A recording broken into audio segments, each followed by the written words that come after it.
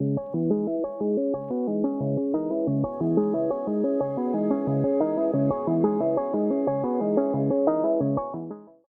you haven't subscribed to this channel, click on the subscribe and the bell icon so you can be informed when the next video is uploaded. This channel is focused on teaching you about raising private money for your real estate investment deals. Welcome to a beginner guide to building a pitch deck. So, why do you need a pitch deck, also known as a credibility kit? So, let me start by explaining the purpose. When you meet your potential private money lender, you do need to present your credentials and details about your investment model, right? Your pitch deck has to include very specific items that will ensure that it is comprehensive but not overwhelming. It will allow your potential private money lender to clearly understand your offering and allow them to make a decision whether working with you is the right thing for them to do. So now let's talk about the format. There's many ways you can do this, but the easiest one is digital. You can use an online resource like canva.com to create a simple but effective slideshow. This can easily be converted to a PDF format that can be emailed. You can also do a print version, especially if you're meeting your prospective private money lender in person. And you can have an online version. Again, you could use a source like canva.com to create an online version. And that could be useful when you're doing a live Zoom type meeting. Now, versions. When you have a pitch deck, ideally, you would think of just one version. My suggestion is to have two versions. So the first suggestion I have is to have a full version, and I will show you in the next couple of slides how to make a full version. But this version will have quite a bit of details, and so it will be considered a full version of your pitch deck. However, I do recommend making a one-page version, and the one-page version is pretty handy, and it may be required in many situations. So here's what you do need in your one-page version. Number one, your company information, your company name, and your contact information. Number two, a brief summary of your real estate investment model. Number three, typical terms that you offer on your real estate deals. If you haven't done so, grab my free gift for you, Top 5 Places to Raise Private Money. It's my step-by-step instructions for 5 different platforms, including best practices. Find the information about this free PDF in the description below. Now, this is one of the most asked questions, is what should be the duration of your pitch deck? So, let me start by explaining to you what is ideal. Ideally, in my experience, I found that when you're making any kind of presentation, people get bored after 20 minutes.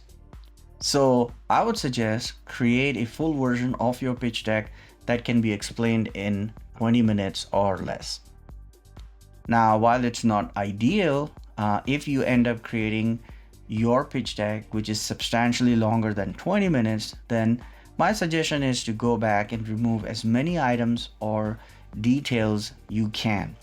Try to trim it down as close to 20 minutes as possible. Now, here's the big part, what goes in your pitch deck. So I'm gonna go over specifically what you need. Number one, a brief investment disclaimer.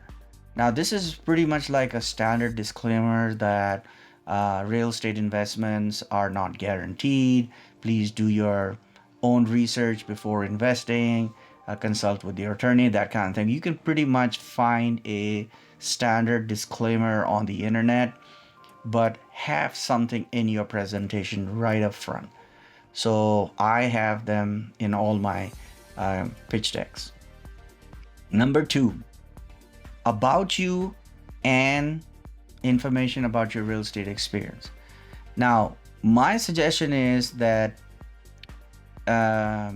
do not have too much information. You should have a section that has this, but for example, if you can explain details about yourself and your real estate experience in one slide, then I would just limit it to 1 or 2 slides, but not more than that. So don't go overboard with this. Let me tell you about my coaching program, Capital Raising Mastery System, that was specially created for intermediate and advanced real estate investors. Program includes advanced strategies, systems, and tools for raising private money, and full lifetime access to on-demand training, weekly coaching calls, and access to members-only community. Learn how I raised money to build my own $1 million plus portfolio in 2 years, all by raising money from private money lenders. Learn how you can duplicate my success by following my step-by-step training and access to community of my students successfully raising money now. Details about the Capital Raising Mastery System are in the descriptions below. Or you can join my Private Money Raisers Club community. It is ideal for beginners or relatively new real estate investors. It's an affordable way to start learning about raising private money, and currently we are offering a 7-day free trial. Again, the details are in the description below. This is probably the core of your pitch deck. You have to explain what your real estate model is. If you're doing fix and flip, for example, assume that your potential private money lender is not as familiar or completely unfamiliar with the fix and flip model. So you'll have to explain as briefly as you can how it works and how you use that for your primary vehicle as an investment. And then I would suggest have sample deal. If you've done more than one, great. If you've done one, I would use that. And it's a good idea to use real numbers so that there is a good understanding of how the model works. Financials of your deals.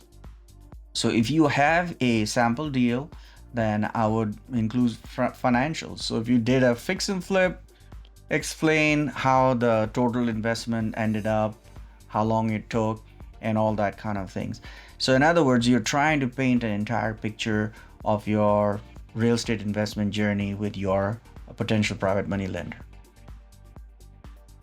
This is also very important, the typical or minimum funding that is required from your potential private money lenders. So if you don't mention that, then your potential private money lender has no idea how much funding you're looking for. And finally, this is probably the next most crucial thing. You do need to spell out what are your next steps and then your contact information.